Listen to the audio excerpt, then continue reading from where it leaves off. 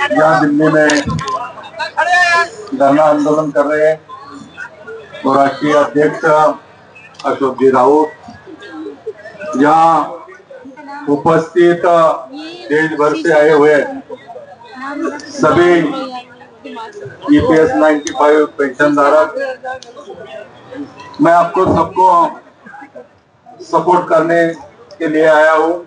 आप जो मांग रख रहे हैं, ये मांग सरकार के पास पहुंचाने के लिए आपका प्रतिनिधित्व जरूर महाराष्ट्र में कर रहा हूँ, लेकिन इस जगह पर जंतर मंतर पर जब तक आंदोलन हुआ तब तक आकर मैंने सपोर्ट किया है। मेरी तरफ से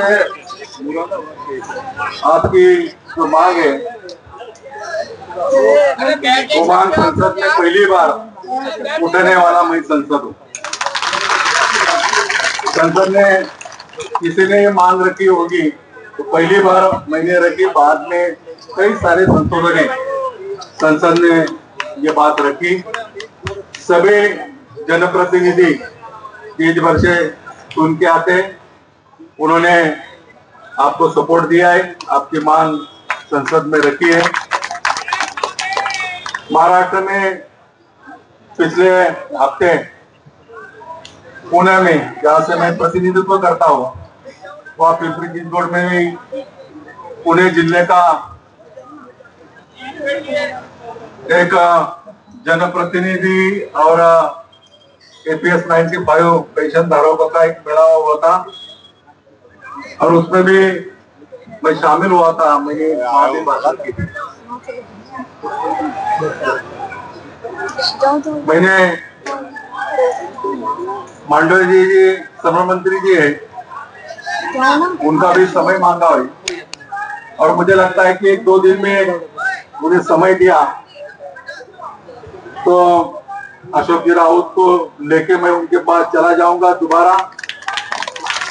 और मुझे लगता है कि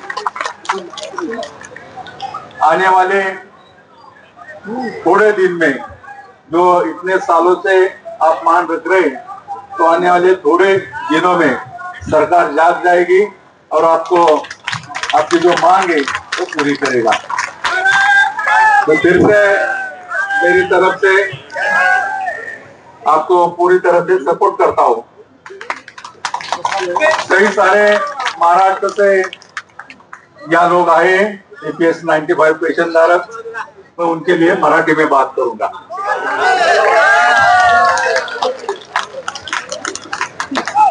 माझ्या महाराष्ट्रातील छत्रपती शिवरायांच्या भूमीतील मराठे मावळे अनेक या ठिकाणी आलेले आहेत आणि गेल्या अनेक वर्षापासून आपण सर्वजण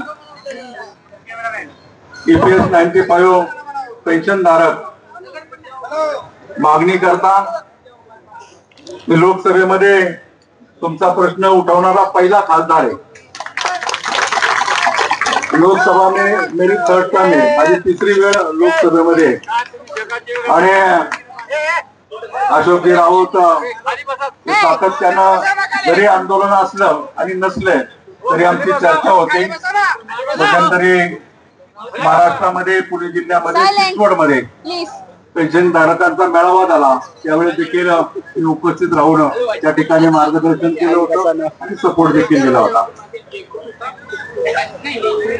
मी मनसुखलालजी मांडवियाजी जे श्रम मंत्री आहे, कामगार मंत्री आहे, त्यांची वेळ मागितलेली आहे। आज उद्या 2 दिवसामध्ये ती वेळ मिळाल्यानंतर मी राऊत साहेब तुम्हाला सांगेल, आपण स्वतः त्या ठिकाणी जाऊया, त्यांना भेटू।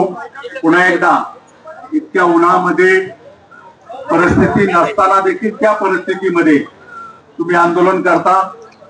खरं तर ज्या वयामध्ये रिटायर झाल्यानंतर निवांतपणे आपल्याला आयुष्य घालवायचं, त्या वयामध्ये आंदोलन करायला लागतं, ही दुर्भाग्याची गोष्ट आहे। जिस उम्र में आप बाल बच्चों के साथ, परिवार के साथ रहना चाहते हैं, उस उम्र में आपको आंदोलन करना पड़ता है, दुर्भाग्य की बात है।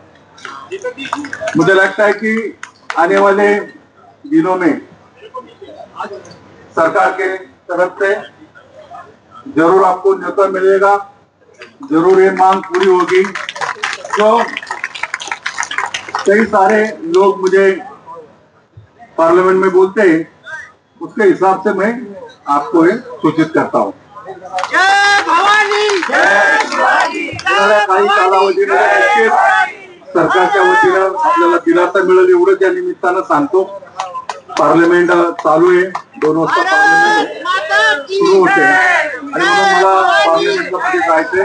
मी अधिक न बोलता तुम्हाला सगळ्यांना पाठिंबा देण्यासाठी या ठिकाणी आलेलो आहे। तुम्हाला सगळ्यांना व्यक्तिशः माझ्या वतीने तुमचा लोकप्रतिनिधी म्हणून पाठिंबा देतो। देशभर के सभी जनप्रतिनिधि, लोकप्रतिनिधि और सभी लोग तुम्हारे साथ हैं। सर हर समय में आपका साथ दूंगा, इतना ही बात करके मेरा शब्द पिंपरी चिंचवड मेरे लोकसभा माझ्या लोकसभा मधून बरेच जण आलेले पिंपरी चिंचवड मध्ये आणि म्हणून त्यांना देखील मनस्वी शुभेच्छा देतो। खरं तर दिल्लीमध्ये तुम्हाला या सगळ्या परिस्थितीमध्ये आंदोलन करावं लागतंय, दुर्भाग्याची गोष्ट आहे, परंतु शेवट तुमच्या मागणीला सरकार दाद देईन आता आशा मला देखील वाटते। एवढं बोलून मी थांबतो। जय हिंद, जय महाराष्ट्र।